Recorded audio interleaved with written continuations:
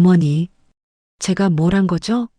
정희는 휴게소에서 발견한 어머니의 편지를 보며 목이 터져라 울었습니다. 정희야, 엄마를 용서해다. 모든 것은 너를 위한 것이었단다. 불과 몇 시간 전 정희는 치매에 걸린 어머니를 요양병원에 버리고 왔습니다.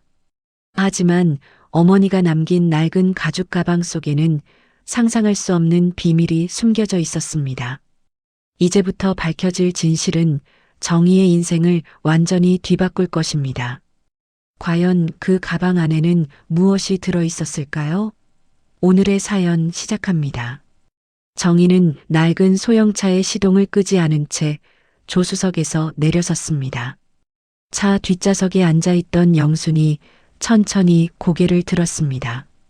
정희야, 여기가 어디냐? 영순이 초점 없는 눈으로 주위를 둘러보며 물었습니다. 정희는 영순의 시선을 피한 채 차 문을 열어젖혔습니다. 어머니, 잠깐만 내려서 앉아 계세요.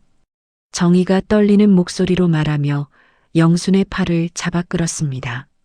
영순은 비틀거리며 차에서 내려 요양병원 로비의 낡은 의자에 앉았습니다. 영순의 무릎 위에는 오래된 갈색 가죽 가방이 올려져 있었습니다. 정희야, 나는 집에 가고 싶다. 영순이 가방을 가슴에 꼭 안으며 말했습니다. 정희는 영순의 말을 듣지 않은 듯 서둘러 차 쪽으로 향했습니다. 어머니, 제가 곧 다시 올게요. 여기서 조금만 기다리세요. 정희가 뒤돌아보지도 않고 말했습니다. 영수는 딸의 뒷모습을 멍하니 바라보았습니다. 정희의 차가 요양병원 정문을 완전히 벗어나 시야에서 사라졌습니다. 영수는 그제서야 초점 없던 눈빛을 거두었습니다. 주위를 살피며 품에 안고 있던 낡은 가죽 가방의 지퍼를 천천히 열었습니다. 가방 안에는 수십 권의 적금 통장이 가지런히 정리되어 있었습니다. 그 옆에는 두꺼운 서류 봉투가 들어 있었습니다. 영순이 서류 봉투를 살짝 들춰보았습니다. 강만수와 독사라는 이름이 적힌 문서들이 보였습니다. 원장님, 새로 오신 분이십니다. 로비 멀리서 간호사가 말하는 소리가 들렸습니다. 영수는 재빨리 가방의 지퍼를 닫았습니다. 강 원장이 하얀 가운을 입고 영순 쪽으로 걸어왔습니다. 영수는 다시 멍한 표정을 지으며 가방을 꼭 껴안았습니다. 어르신, 안녕하세요. 저는 이곳 원장 강만수입니다. 강 원장이 영순 앞에 쪼그리고 앉으며 말했습니다. 영수는 강 원장의 얼굴을 보더니 갑자기 몸을 뒤로 젖혔습니다. 누구세요? 저는 모르는 사람이에요. 영순이 떨리는 목소리로 말했습니다. 강 원장은 영순의 반응을 살피며 시선을 가방에 고정했습니다. 가방이 상당히 묵직해 보였습니다.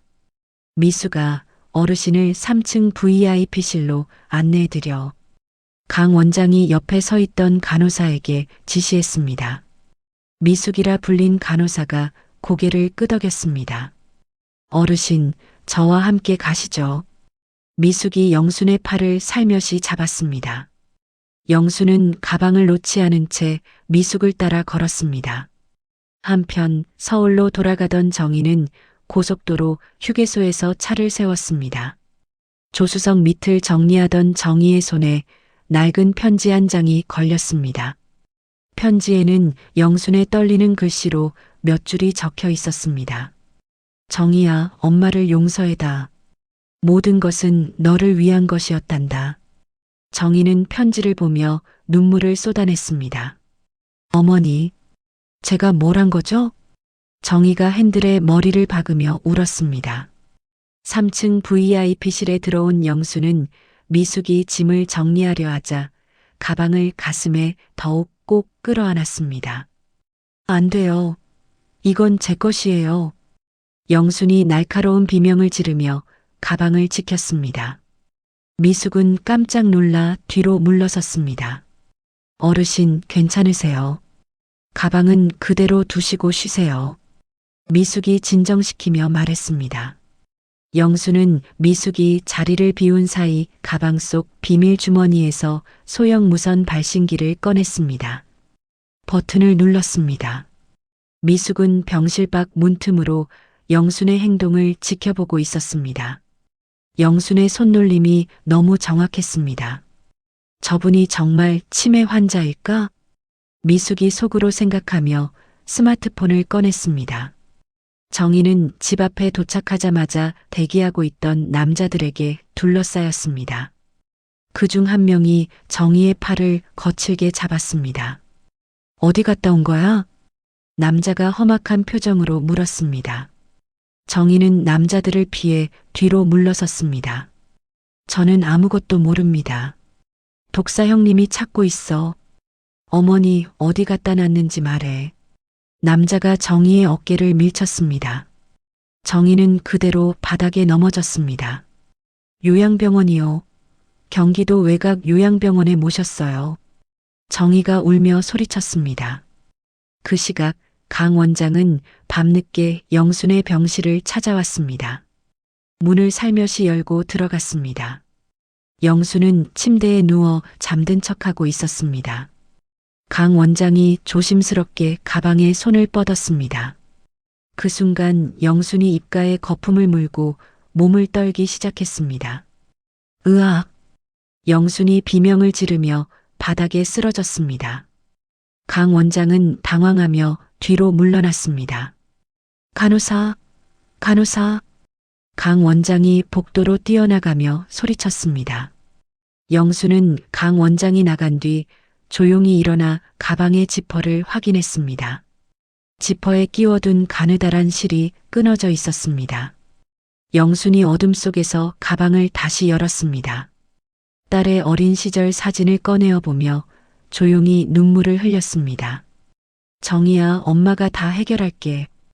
영순이 사진에 입을 맞추며 속삭였습니다. 요양병원을 떠난 지 사흘째 되는 날, 정희는 텅 빈 사무실에 앉아 있었습니다. 박 형사가 정희 맞은편에 앉아 커피잔을 들고 있었습니다. 어머니가 남기신 쪽지를 다시 보여주시겠어요? 박 형사가 정희에게 말했습니다. 정희는 주머니에서 구겨진 편지를 꺼내 박 형사에게 건넸습니다. 이 글씨체가 치매 환자일 것 같지 않습니다.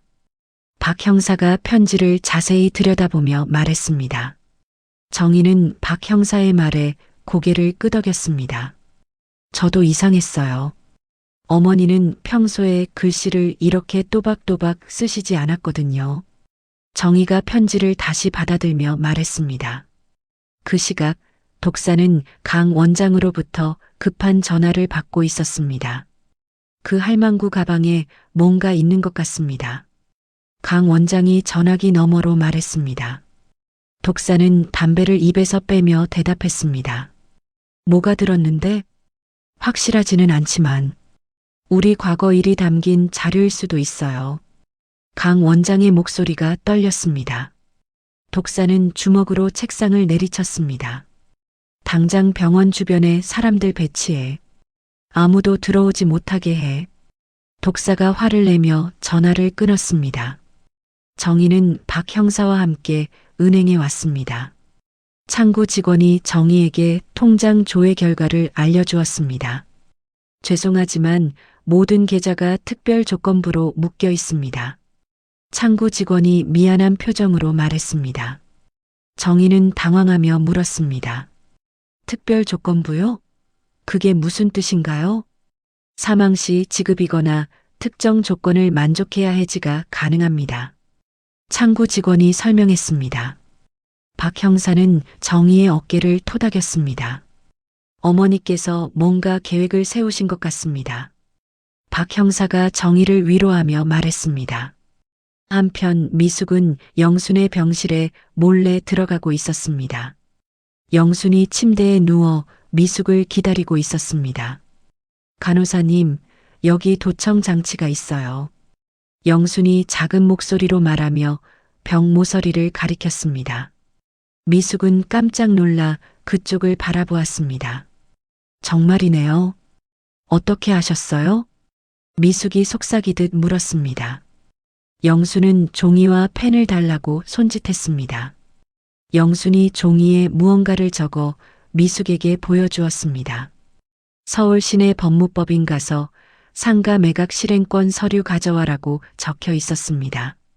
미숙은 고개를 끄덕이며 종이를 주머니에 넣었습니다. 알겠습니다. 제가 다녀올게요. 미숙이 영순의 손을 꼭 잡으며 말했습니다. 박 형사는 경찰서에서 요양병원 관련 실종 신고를 조사하고 있었습니다. 컴퓨터 화면에는 최근 한 달간의 실종 신고 목록이 떠 있었습니다. 이상하네요. 재산이 많은 노인들이 입원 후 한 달 안에 사라졌어요. 박 형사가 혼잣말을 했습니다. 동료 경찰관이 박 형사 옆에 와서 화면을 보았습니다. 형사님, 이거 우연이 아닌 것 같은데요? 동료가 걱정스러운 표정으로 말했습니다. 정희는 박 형사와 함께 다시 요양병원을 찾았습니다. 강 원장이 로비에서 두 사람을 가로막았습니다. 죄송하지만 면회는 안 됩니다. 강 원장이 딱딱한 목소리로 말했습니다. 정희는 강 원장에게 다가갔습니다. 왜 어머니를 못 만나게 하는 거예요? 어르신께서 갑작스러운 전염병 증세를 보이셔서 격리 중입니다. 강 원장이 거짓말을 했습니다. 박 형사는 강 원장의 말을 의심스럽게 바라보았습니다. 무슨 전염병인데요? 박 형사가 강 원장에게 물었습니다. 강 원장은 당황하며 말을 더듬었습니다. 그건 아직 정확한 진단이. 정희와 박 형사는 병원 주차장으로 나왔습니다. 정희의 차 타이어가 칼로 찢어져 있었습니다. 누가 이런 짓을? 정희가 놀라며 소리쳤습니다. 박 형사는 타이어 자국을 살펴보며 고개를 저었습니다. 거대한 조직이 개입한 것 같습니다. 조심해야겠어요. 박 형사가 정희에게 경고했습니다. 영수는 병실에서 강 원장이 가져온 음식을 거부하고 있었습니다. 가방 속에 숨겨둔 비상식량으로 버티고 있었습니다. 강 원장이 문 밖에서 영순을 지켜보았습니다. 저 할망구가 뭔가 알고 있어. 강 원장이 혼잣말을 했습니다. 밤이 되자 박 형사는 요양병원 뒷산을 조사했습니다. 손전등을 비추며 숲속을 걸었습니다. 땅에서 누군가 파놓은 흔적이 있는 구덩이를 발견했습니다. 이게 뭐지? 박 형사가 구덩이 옆에서 부서진 안경테를 주었습니다. 안경테는 오래되어 보였습니다. 정희는 집에서 어머니가 남긴 물건들을 뒤지고 있었습니다. 천장 보강재 사이에서 작은 열쇠 꾸러미를 발견했습니다. 이게 뭐지? 정희가 열쇠들을 손바닥에 올려놓고 살펴보았습니다. 열쇠마다 작은 번호표가 달려 있었습니다. 강 원장은 독사에게 전화를 걸었습니다. 영순이 가방을 한시도 몸에서 떼지 않습니다. 그럼 수면 가스를 써서라도 빼앗아. 독사가 차가운 목소리로 지시했습니다. 강 원장은 고개를 끄덕이며 계획을 세웠습니다. 미숙은 강 원장의 계획을 엿듣고 영순에게 달려갔습니다. 젖은 수건을 영순에게 건네며 속삭였습니다. 어르신, 이걸로 코와 입을 막으세요. 영순은 미숙의 말을 듣고 빈 가방에 벽돌을 채워 넣었습니다. 진짜 가방은 침대 밑에 숨겨두었습니다. 강 원장이 수면 가스를 뿌리고 병실에 들어왔습니다. 가짜 가방을 발견하고 가져갔습니다.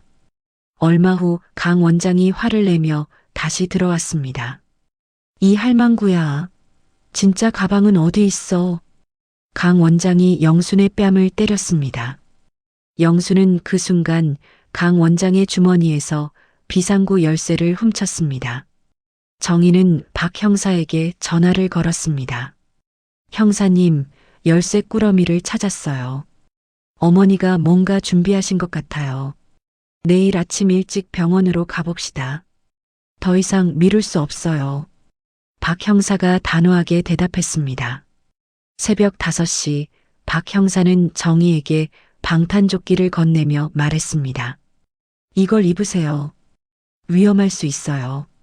정희가 떨리는 손으로 방탄조끼를 입었습니다. 박 형사는 무전기로 동료들에게 연락했습니다. 지원 병력 요청합니다. 요양병원 지하로 잠입하겠습니다. 박 형사가 무전기에 대고 말했습니다. 두 사람은 요양병원 뒤편 보일러실 입구를 찾았습니다. 박 형사가 철제문을 조심스럽게 열었습니다. 조용히 따라오세요. 박 형사가 정희에게 속삭였습니다. 그 시각 강 원장은 영순을 지하 고문실로 끌고 가고 있었습니다. 영순의 손목에는 밧줄이 묶여 있었습니다. 진짜 가방 어디 숨겼어?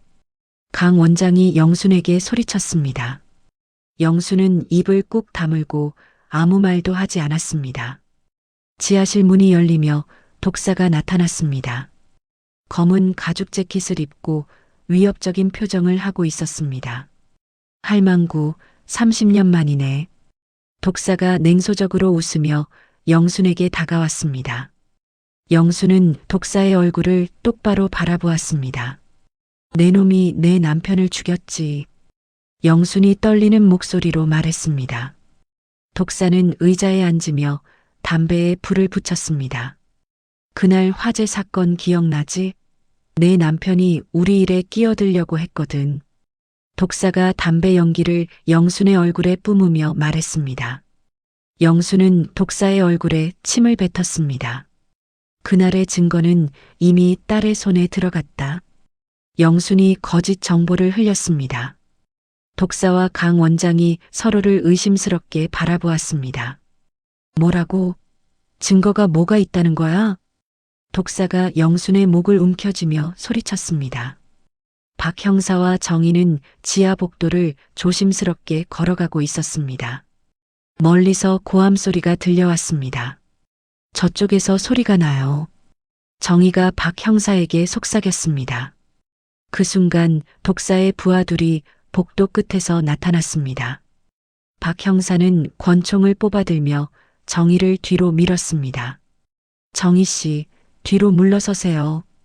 박 형사가 부하들과 격렬한 몸싸움을 벌였습니다. 복도에서 쿵쾅거리는 소리가 울려 퍼졌습니다. 미숙은 혼란을 틈타 지하 전원 차단기를 내렸습니다. 지하실이 순식간에 암흑 속에 잠겼습니다. 이런, 불이 나갔어. 강 원장이 당황하며 소리쳤습니다. 미숙은 손전등을 켜고 영순에게 달려가 밧줄을 풀어주었습니다. 어르신, 빨리 이쪽으로 오세요. 미숙이 영순의 팔을 잡고 미리 준비해둔 병원 뒷문으로 향했습니다. 영순은 비틀거리며 미숙을 따라갔습니다. 전원이 복구되자 강 원장은 영순이 사라진 것을 발견했습니다. 주머니에서 권총을 꺼내 들었습니다. 그 할망구와 간호사를 찾아 강 원장이 독사에게 소리쳤습니다.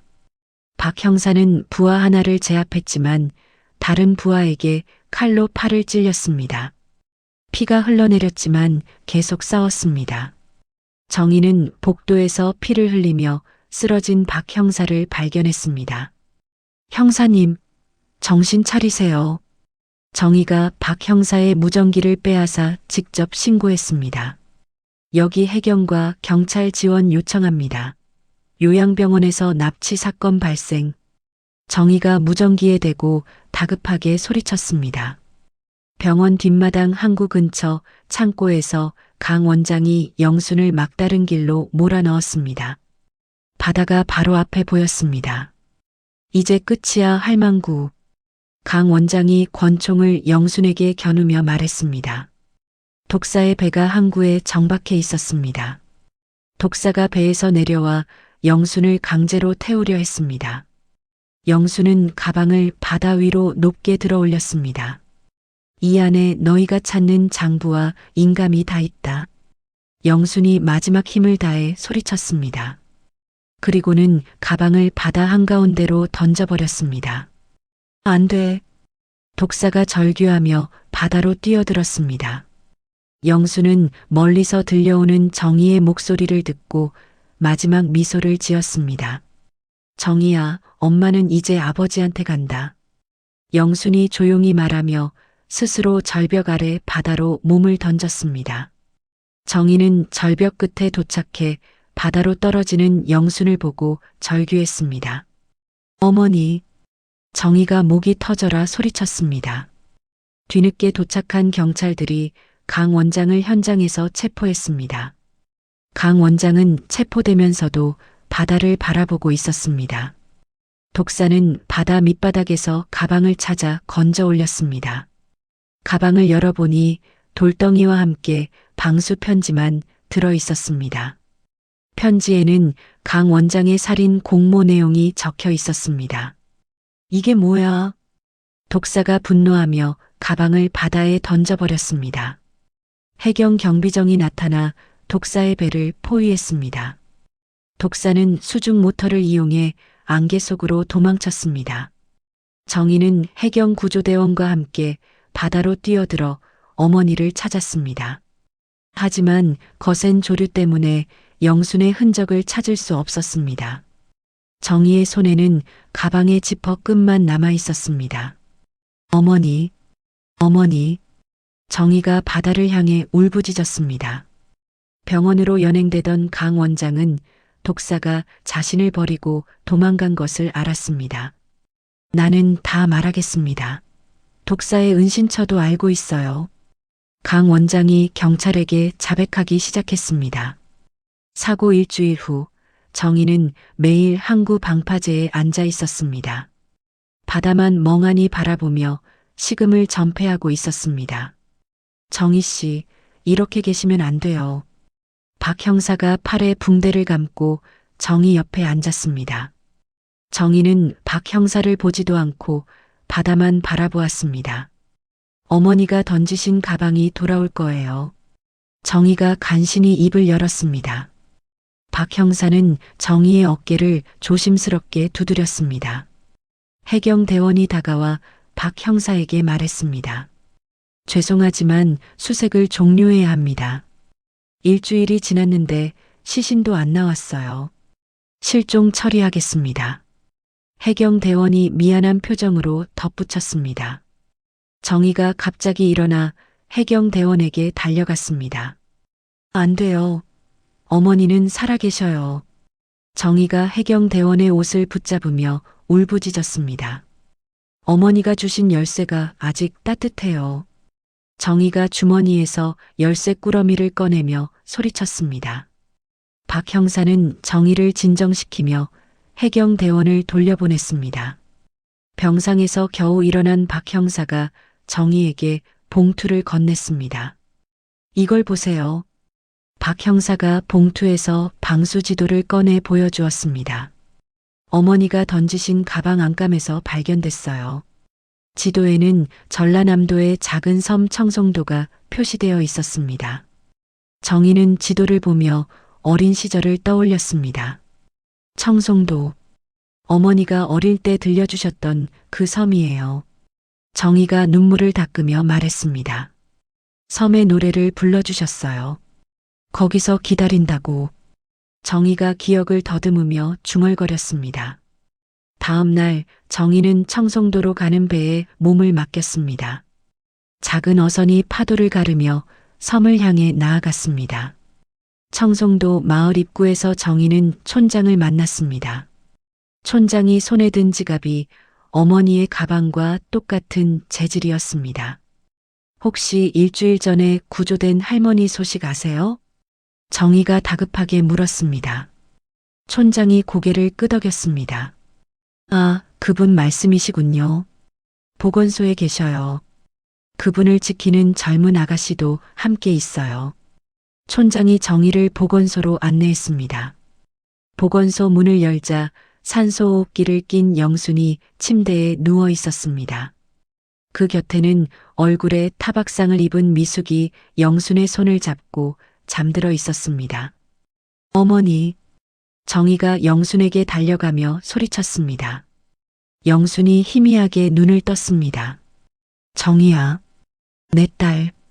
영순이 가느다란 목소리로 말했습니다. 정희는 어머니의 손을 꼭 잡으며 울었습니다.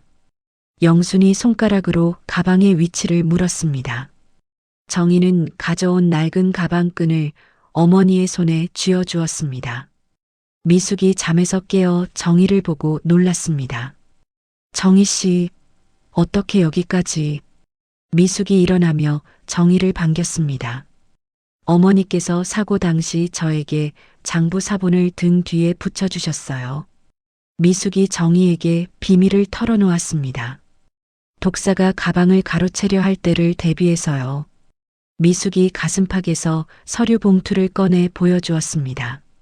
마을 청년들이 보건소 주변에 경계를 서기 시작했습니다. 촌장이 정희에게 다가와 말했습니다. 어머니께서 수십 년간 우리 섬 세금을 대신 내주셨어요. 그분 덕분에 이 섬이 지켜진 거예요. 촌장이 감사의 마음을 전했습니다. 박 형사가 섬의 유일한 위성 전화를 점검하고 있었습니다. 무전기에서 급한 소식이 들려왔습니다. 도주 중인 독사가 청송도 위치를 파악했다는 첩보입니다. 박 형사가 정희에게 위험을 알렸습니다. 영수는 기력을 되찾자마자 정희를 마을 뒷산으로 데려갔습니다. 거대한 바위 아래 비밀 금고가 숨겨져 있었습니다. 정희야, 이게 아버지의 진짜 유언장이다. 영순이 금고를 열며 말했습니다. 금고 안에는 상가 매각 대금과 수많은 증서가 들어 있었습니다. 정희는 자신의 이름으로 된 보험 증서들을 보며 무릎을 꿇고 울었습니다. 어머니, 이 모든 걸 혼자. 정희가 어머니를 끌어안으며 통곡했습니다. 마을 주민들은 각자의 집에서 보양식을 가져와 보건소로 날랐습니다. 포구의 배들을 모두 숨겨 외부인이 들어오지 못하게 했습니다. 평화로운 저녁, 정희는 어머니의 머리를 직접 감겨주었습니다. 다시는 어머니를 혼자 두지 않겠어요. 정희가 영순에게 약속했습니다. 영순은 정희의 손등에 입을 맞추며 미소 지었습니다. 고생 많았다, 내 딸아. 영순이 정희의 뺨을 어루만지며 말했습니다. 밤하늘의 별들이 섬을 비추고 있었습니다. 모녀는 처음으로 진정한 평화를 느꼈습니다. 하지만 먼 바다 저편에서는 독사의 배가 섬을 향해 다가오고 있었습니다. 섬 생활 한 달째, 영수는 지팡이를 짚고 마을길을 걸을 수 있을 만큼 건강을 회복했습니다. 정희는 마을 공동식당에서 회계장부를 정리하고 있었습니다. 정희야, 오늘은 갯벌에 가자. 영순이 정희에게 말했습니다. 정희는 어머니의 말에 기쁜 표정을 지었습니다. 정말요? 어머니랑 조개 캐러 가는 거예요? 정희가 어린아이처럼 들뜬 목소리로 물었습니다. 두 모녀는 갯벌에 나가 조개를 캤습니다. 정희는 어린 시절 한 번도 해보지 못했던 평범한 놀이에 푹 빠져 있었습니다. 엄마, 여기 조개가 이렇게 많아요. 정희가 바구니 가득 조개를 담으며 웃었습니다. 영수는 딸의 해맑은 모습을 보며 흐뭇해했습니다.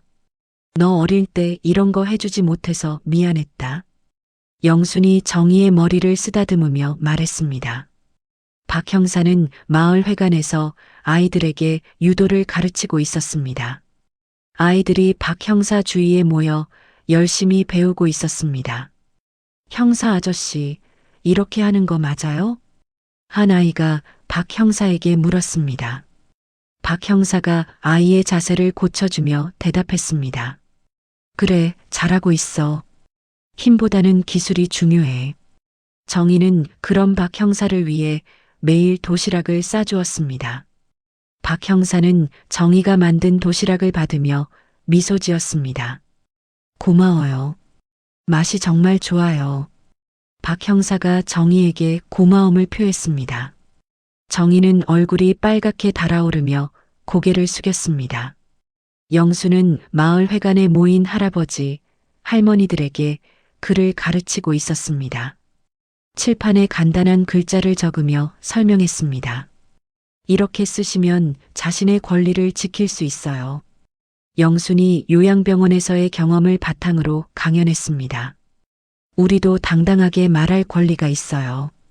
할머니 한 분이 영순의 말에 고개를 끄덕였습니다. 정희는 어머니가 남긴 자금 일부로 섬의 낡은 보건소를 리모델링했습니다. 미숙을 정식 소장으로 임명하는 현판식이 열렸습니다. 미숙 씨, 정말 고마워요. 정희가 미숙에게 현판을 전달하며 말했습니다. 미숙은 눈물을 글썽이며 현판을 받아들었습니다. 제가 더 고마워요. 이런 기회를 주셔서.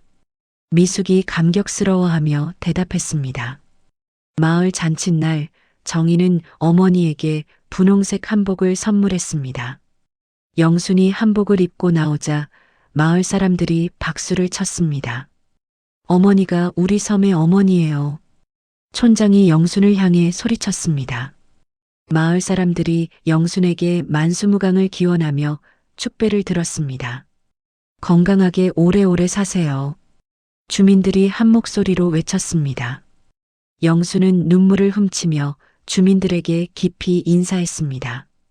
밤하늘의 은하수가 섬을 밝게 비추고 있었습니다. 영순과 정희는 해변에 앉아 별을 바라보았습니다. 내 아버지는 이 섬의 파도를 닮은 사람이었다. 영순이 정희에게 남편과의 연애 시절 이야기를 들려주었습니다. 아버지는 어떤 분이셨어요? 정희가 어머니에게 물었습니다. 따뜻하고 의로운 사람이었어. 너를 무척 사랑했단다. 영순이 별을 가리키며 말했습니다. 정희는 어머니의 일기장을 읽고 있었습니다. 자신이 대학에 합격하던 날 영순이 시장 골목을 뛰어다녔다는 기록을 보며 웃었습니다. 어머니가 이렇게 기뻐하셨구나. 정희가 일기장을 보며 소리내어 웃었습니다. 미숙은 보건소 마당에 수국을 심고 있었습니다. 정희가 미숙에게 다가와 함께 흙을 파주었습니다. 여기가 세상에서 가장 안전한 요양원 같아요. 미숙이 웃으며 말했습니다. 정희는 미숙에게 진심 어린 감사를 전했습니다. 정말 고마워요. 어머니를 구해주셔서. 영수는 정희에게 가방 속에 있던 낡은 도장을 건넸습니다. 이제는 네가 이 가문의 모든 것을 이어받을 때가 됐다. 영순이 도장을 정희의 손에 올려놓으며 말했습니다. 정희는 도장을 받아들며 책임감을 느꼈습니다. 정희는 어머니의 가방을 정성스럽게 닦아 거실 중앙에 두었습니다. 그 안에 마을 주민들이 준 선물과 편지를 채워 넣었습니다. 이제 이 가방은 사랑을 담는 가방이에요. 정희가 어머니에게 말했습니다. 박 형사는 정희에게 직접 깎은 나무 반지를 건넸습니다. 정희 씨, 평생 곁에 있어 주세요. 박 형사가 무릎을 꿇고 청혼했습니다. 영수는 두 사람의 손을 겹쳐 잡으며 축복했습니다. 행복하게 살아라.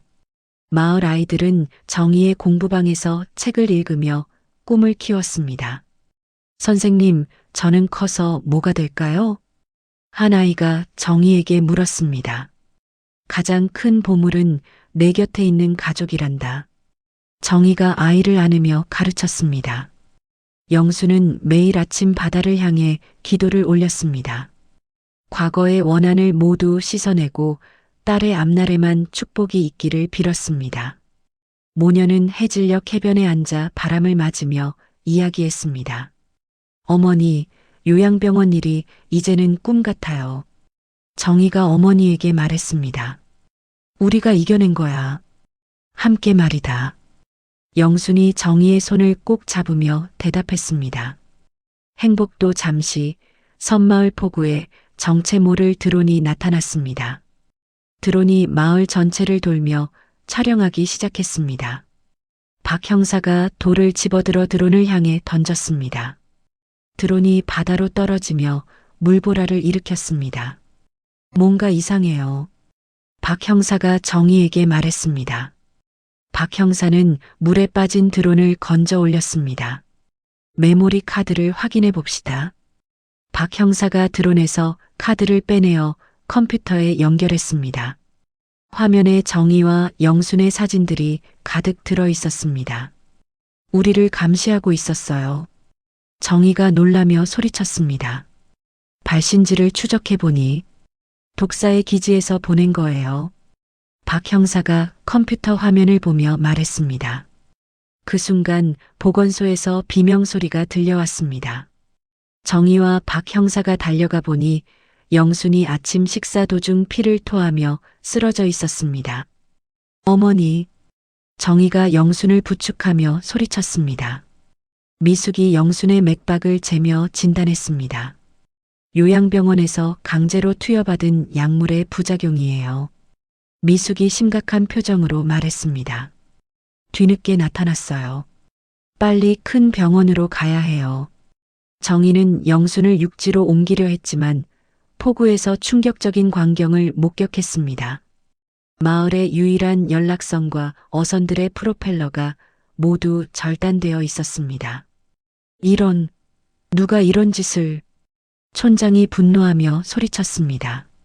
마을 전역에 설치된 스피커에서 갑자기 소리가 나왔습니다. 독사의 목소리가 마을 곳곳에 울려 퍼졌습니다. 상가 매각 대금 50억을 넘기지 않으면 섬 전체를 불바다로 만들어주겠다. 독사의 협박이 마을 사람들을 공포에 빠뜨렸습니다. 1시간 안에 결정하라고. 스피커에서 독사의 음성이 다시 흘러나왔습니다. 박 형사가 위성 전화를 들어보니 신호가 차단되어 있었습니다. 전파방해 장치를 가동했어요. 외부 연락이 안 돼요. 박 형사가 정희에게 상황을 설명했습니다. 정희는 해변으로 달려가 구조 신호를 보내려 했습니다. 하지만 독사의 고속정들이 섬 주위를 빙글빙글 돌며 위협하고 있었습니다. 포위당했어요. 정희가 절망하며 주저앉았습니다. 영순의 상태는 점점 악화되어 산소 수치가 떨어지고 있었습니다. 미숙이 비상용 산소통을 확인하며 눈물을 흘렸습니다. 산소통이 2개밖에 남지 않았어요. 미숙이 떨리는 목소리로 말했습니다. 독사가 드론을 통해 마을 광장에 협박장을 떨어뜨렸습니다. 촌장이 협박장을 주워 읽어보았습니다. 1시간 이내에 정희 혼자 폭우로 나오라고 되어 있어요. 촌장이 떨리는 목소리로 말했습니다.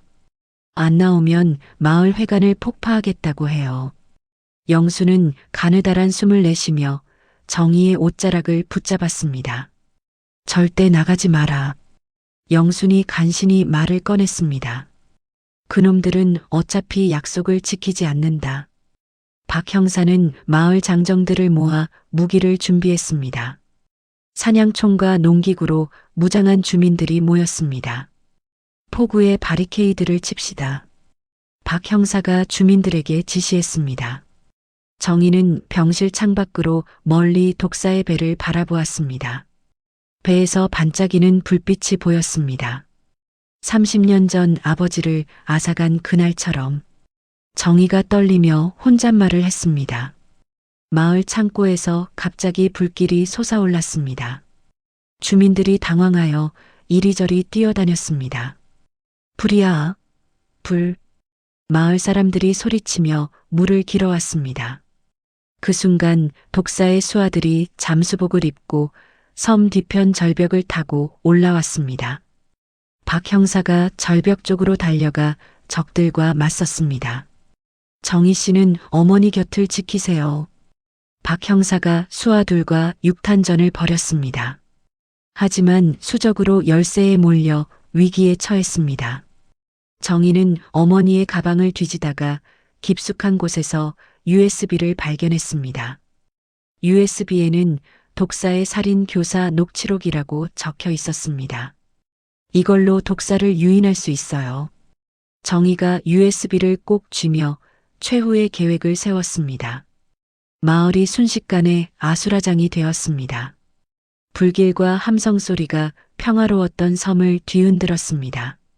영순이 정희의 손을 꼭 잡으며 말했습니다. 엄마를 믿어라. 끝까지 살아남아야 한다. 영순의 목소리에는 마지막 의지가 담겨 있었습니다. 새벽 2시 정희는 등대를 켜서 독사에게 신호를 보냈습니다. 바다 위 독사의 배에서 답신 불빛이 깜빡였습니다. 정희가 폭우로 걸어나가며 큰 소리로 외쳤습니다. 녹취록 원본을 줄 테니 어머니 해독제를 가져와.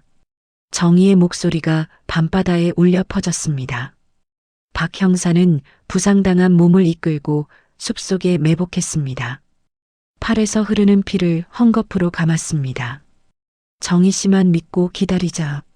박 형사가 혼잣말을 하며 독사의 퇴로를 차단할 준비를 했습니다. 미숙은 영순을 보건소 지하 방공으로 옮겼습니다. 마을 부녀자들이 기름과 그물을 길목에 설치했습니다. 독사놈들이 마을로 들어오지 못하게 해야 해요. 부녀회장이 다른 여자들에게 말했습니다. 독사가 고속정을 타고 포구에 나타났습니다. 검은 옷을 입고 칼을 들고 정희 앞에 섰습니다. 30년을 기다렸다. 녹취록 내놔. 독사가 정희에게 칼을 들이밀며 협박했습니다. 정희는 뒤로 물러서며 USB를 꺼냈습니다. 해독제를 먼저 주세요. 내 눈으로 확인해야 해요. 정희가 떨리는 목소리로 맞섰습니다. 독사가 주머니에서 작은 병을 꺼내 정희에게 던졌습니다. 이거면 된다. 하지만 정희는 병을 받아들고 냄새를 맡아보았습니다. 이건 가짜예요. 진짜 해독제를 주세요. 정희가 병을 바닥에 던지며 소리쳤습니다. 그 순간 정희가 미리 준비해둔 강력한 조명탄을 터뜨렸습니다. 눈부신 불빛이 독사의 시야를 완전히 가렸습니다. 으악! 앞이 안 보여. 독사가 눈을 비비며 비틀거렸습니다. 조명탄을 신호로 박 형사와 마을 주민들이 함성을 지르며 나타났습니다. 그물과 밧줄을 이용해 독사의 부하들을 하나둘 제압했습니다. 이놈들을 잡아라. 촌장이 곡괭이를 들고 앞장서며 소리쳤습니다. 독사는 눈을 비비며 정희에게 달려들었습니다. 박 형사가 몸을 날려 독사를 태클했습니다. 두 사람은 파도가 치는 해안가에서 치열하게 싸웠습니다. 독사가 칼을 휘둘렀지만 박 형사가 막아냈습니다. 정희는 독사와 박 형사가 싸우는 틈에 독사의 주머니를 뒤졌습니다. 진짜 해독제가 든 앰플을 찾아냈습니다. 찾았다. 정희가 앰플을 들고 보건소로 미친 듯이 뛰었습니다. 해안가에서 박 형사는 독사의 칼에 팔을 베었습니다. 피가 흘렀지만 독사를 놓지 않았습니다. 이 자식? 끝까지 버티겠다는 거냐? 독사가 분노하며 박 형사를 밀어냈습니다. 박 형사는 마지막 힘을 다해 독사에게 수갑을 채웠습니다. 넌 끝났다. 박 형사가 독사를 바위에 묶으며 말했습니다. 정희는 보건소 지하에 도착해 영순에게 해독제를 주사했습니다. 영순의 거친 호흡이 조금씩 안정을 찾아갔습니다. 어머니, 괜찮아져요. 정희가 영순의 손을 꼭 잡으며 눈물을 흘렸습니다. 독사의 부하 중 한 명이 고속정으로 도망치려 했습니다. 하지만 마을 청년들이 미리 엔진에 설탕물을 섞어두었습니다. 엔진이 안 걸려. 부하가 당황하며 소리쳤습니다. 곧 해경이 나타나 그를 검거했습니다. 육지에서 긴급 출동한 해경 특공대가 섬에 상륙했습니다. 독사와 그의 잔당들을 모두 연행했습니다. 박 형사는 과다출혈로 정신을 잃어갔습니다. 정희 씨, 어머니는 무사하시냐? 박 형사가 간신히 말을 꺼냈습니다. 정희는 그의 손을 꼭 잡으며 대답했습니다. 네, 어머니는 괜찮으세요. 형사님도 괜찮을 거예요. 날이 밝자 헬기가 섬에 도착했습니다. 영순과 박 형사를 응급 이송했습니다. 정희는 어머니의 가방을 품에 안고 헬기에 올랐습니다. 이제야 긴 전쟁이 끝났음을 느꼈습니다. 헬기 창밖으로 섬마을 주민들이 손을 흔들고 있었습니다. 정희도 그들을 향해 감사와 작별의 인사를 보냈습니다. 경찰 차 안에서 독사가 울부짖고 있었습니다. 이럴 리 없어. 내가 진리 없다고. 정희는 독사의 모습을 차가운 눈으로 바라보았습니다. 이제 끝이에요. 아버지의 복수도 끝났어요. 정희가 조용히 중얼거렸습니다. 헬기가 병원을 향해 날아가며 새로운 희망을 싣고 갔습니다. 30년간 이어진 복수의 사슬이 마침내 끊어진 순간이었습니다. 병실에서 의식을 되찾은 영수는 정희를 침대 가까이 불렀습니다. 정희가 어머니의 손을 잡고 앉았습니다. 정희야, 가방 안감에 마지막 비밀이 있다. 영순이 가느다란 목소리로 말했습니다. 정희는 어머니의 가방을 가져와 안감을 뜯어보았습니다. 숨겨진 주머니에서 30년 전 아버지가 쓴 친필 편지가 나왔습니다. 그 옆에는 강 원장이 아버지의 땅을 강탈한 계약서 원본이 들어 있었습니다. 아버지가 이걸 남기셨다고요? 정희가 떨리는 손으로 편지를 펼쳤습니다. 편지에는 아버지의 또박또박한 글씨로 메시지가 적혀 있었습니다. 나의 딸 정희야, 넓은 바다처럼 자유롭게 살아라. 정희는 편지를 읽으며 눈물을 흘렸습니다. 내 아버지는 비겁하게 도망친 게 아니야. 영순이 정희의 손을 꼭 잡으며 말했습니다. 우리를 살리려고 그놈들과 맞서다 돌아가신 거다. 영순의 목소리에 30년간 참아온 울음이 섞여 있었습니다. 정희는 평생 품어온 아버지에 대한 원망이 녹아내리는 것을 느꼈습니다. 아버지, 죄송해요. 몰라봐서 죄송해요. 정희가 편지를 가슴에 안으며 울었습니다.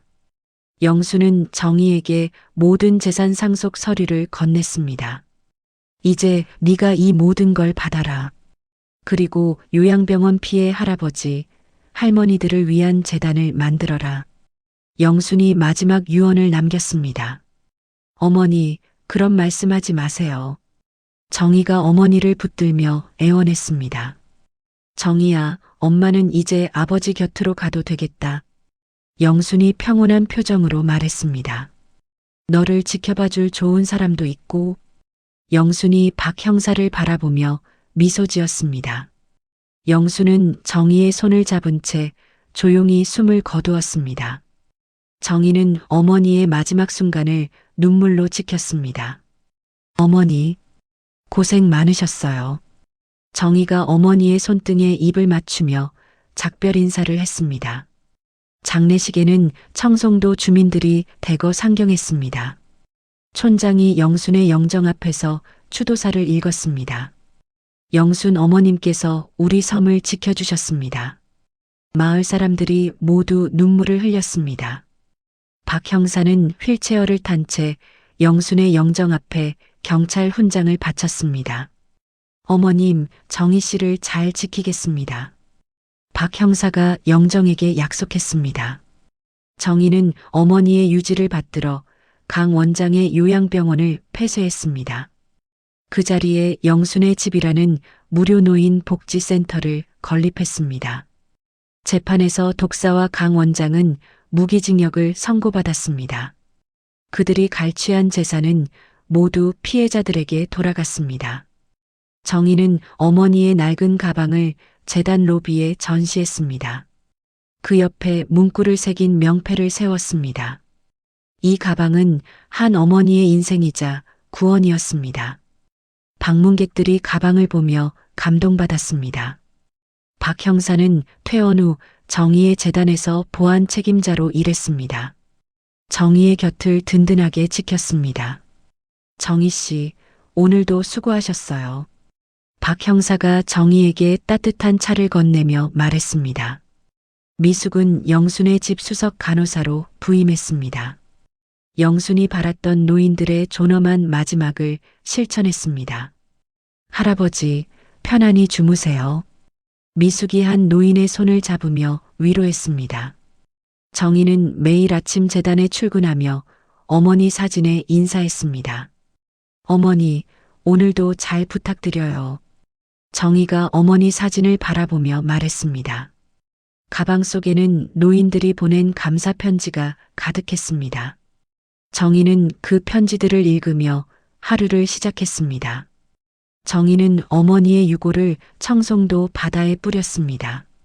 아버지의 고향 바다에서 두 분이 만나기를 빌었습니다. 아버지, 어머니, 이제 함께 평안하세요. 정희가 바다를 향해 마지막 인사를 건넸습니다. 파도가 잔잔하게 해변을 적시며 평화로운 작별을 알렸습니다. 영순의 삶이 마침내 완성된 순간이었습니다. 1년 후 정희가 운영하는 영순의 집은 전국에서 가장 모범적인 노인 복지시설로 선정되었습니다. 기자들이 재단 로비에 몰려와 정희를 인터뷰했습니다. 어떻게 이런 시설을 만들 생각을 하셨나요? 한 기자가 정희에게 질문했습니다. 정희는 어머니의 가방을 바라보며 대답했습니다. 부모님을 요양원에 모시는 것이 유기가 되어서는 안 됩니다. 진정한 돌봄이 되려면 사회가 바뀌어야 해요. 정희의 말이 방송을 통해 전국에 울려 퍼졌습니다. 어느 날 재단 앞으로 커다란 화물차가 도착했습니다. 배송기사가 정희에게 말했습니다. 익명의 후원자가 보내신 거라고 해요. 상자를 열어보니 수십 년 전 시장 상인들이 영순에게 썼던 편지들이 가득했습니다. 편지들은 세월이 흘러 빛이 바랬지만 진심은 그대로 남아 있었습니다. 영순 언니 덕분에 아들이 대학 갔어요. 고마워요, 영순이. 평생 잊지 않을게요. 정희는 편지들을 읽으며 눈물을 흘렸습니다.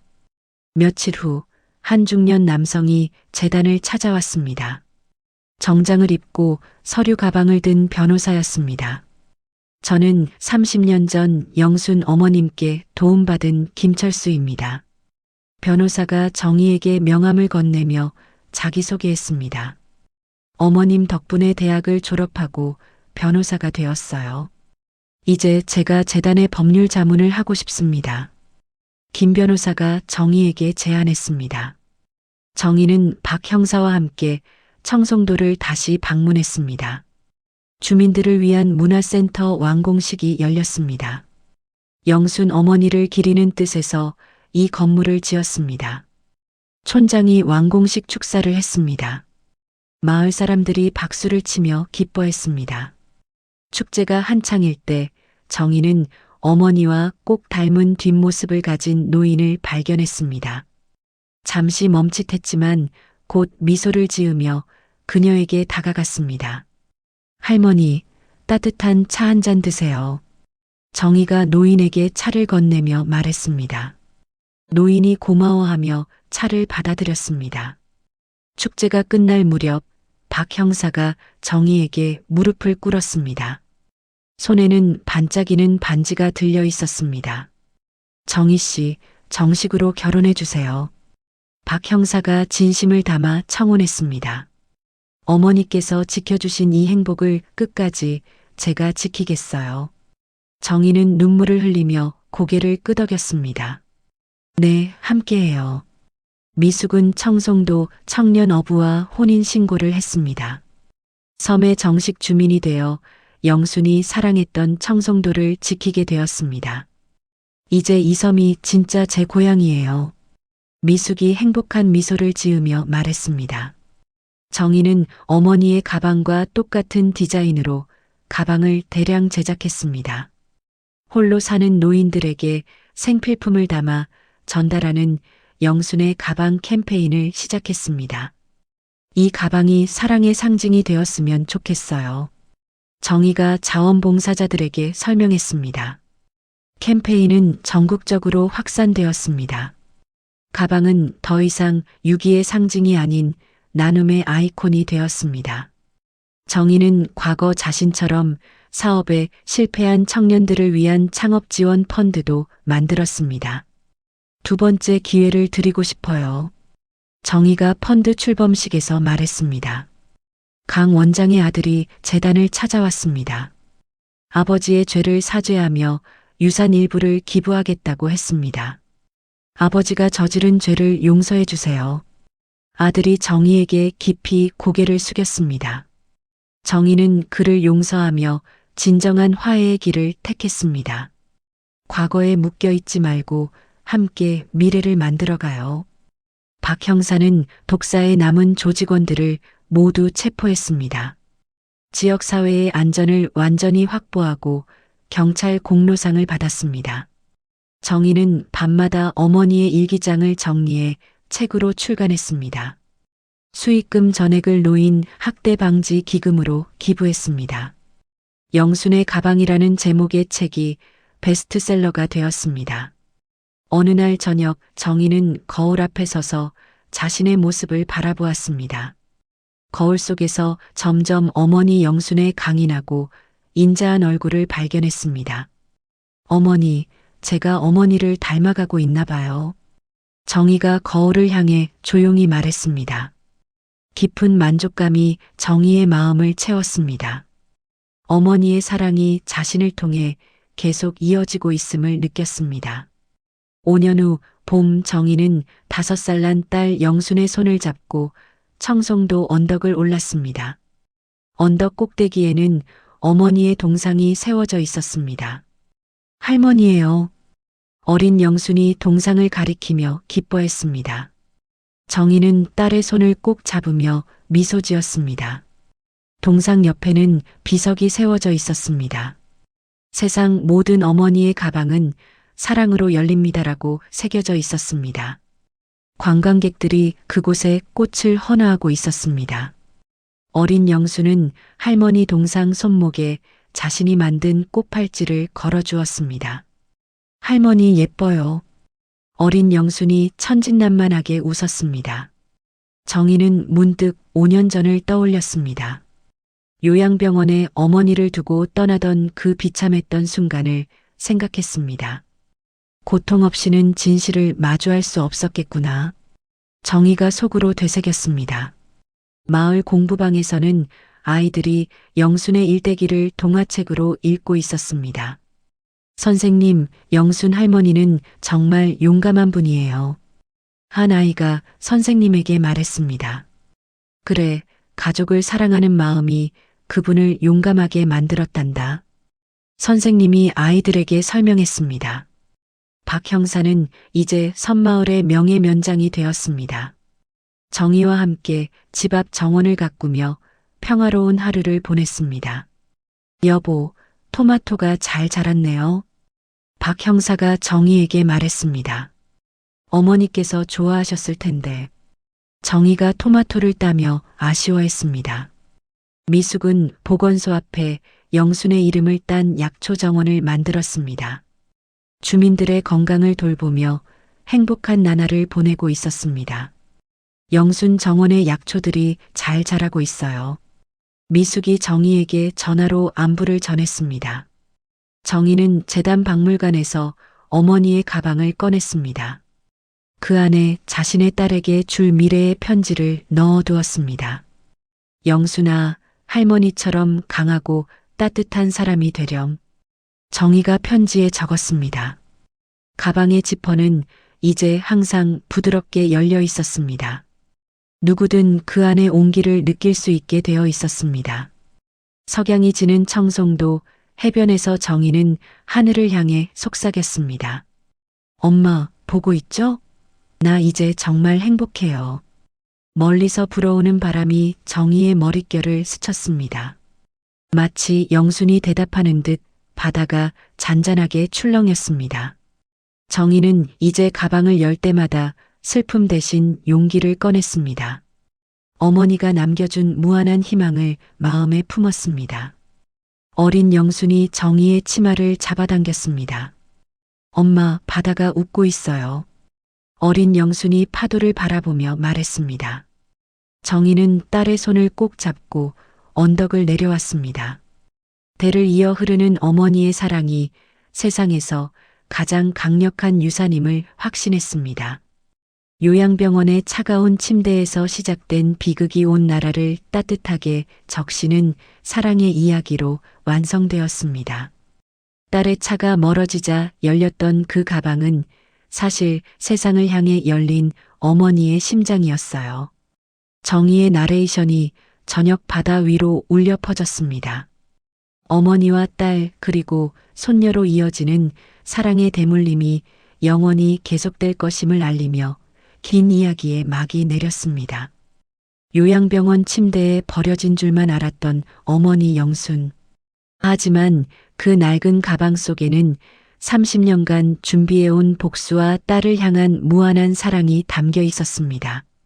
때로는 가장 큰 사랑이 가장 아픈 이별의 모습으로 다가올 때가 있습니다. 정희가 어머니를 요양병원에 두고 떠나던 그 순간도 그랬죠. 하지만 진짜 사랑은 시간이 지나도 변하지 않습니다. 오히려 더 깊어지고 더 단단해져서 우리를 지켜줍니다. 영순의 가방은 더 이상 유기와 버림의 상징이 아닙니다. 이제는 사랑과 희망을 나누는 따뜻한 선물이 되었습니다. 그리고 정의를 통해 그 사랑은 더 많은 사람들에게 전해지고 있죠. 가족이란 무엇일까요? 함께 있을 때보다 떨어져 있을 때 더 간절해지는 마음. 미워하고 원망해도 결국 돌아가고 싶은 품. 그것이 바로 가족이 아닐까 합니다. 오늘 이야기가 여러분의 가슴에도 작은 울림이 되었기를 바랍니다. 이야기를 끝까지 들어주신 분이 계시다면 잘 들었다고 댓글과 구독, 좋아요 하나만 남겨주세요. 감사합니다.